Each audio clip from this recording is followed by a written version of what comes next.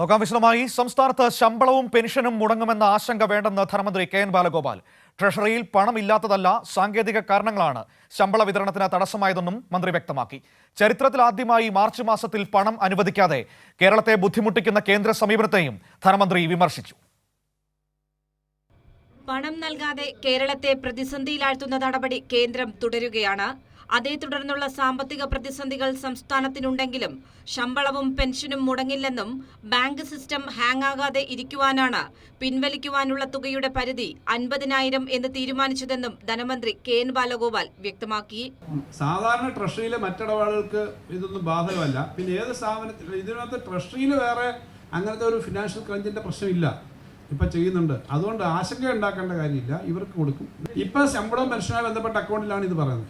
അത് നിയന്ത്രണമല്ല. ഈ 3-4 ദിവസം കൊണ്ട് തീരും ആ പ്രശ്നം.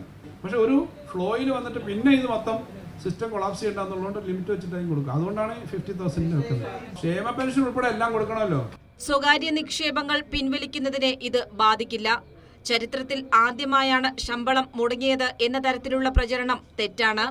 എന്നാൽ ചരിത്രത്തിൽ ആദ്യമായിട്ടാകും മാർച്ച് മാസത്തിൽ കേന്ദ്രം പണം അനുവദിക്കാതെ കേരളത്തെ ബുദ്ധിമുട്ടിപ്പിക്കുന്നതെന്നും ധനമന്ത്രി വിമർശിച്ചു. കൈരളി ന്യൂസ്, തിരുവനന്തപുരം.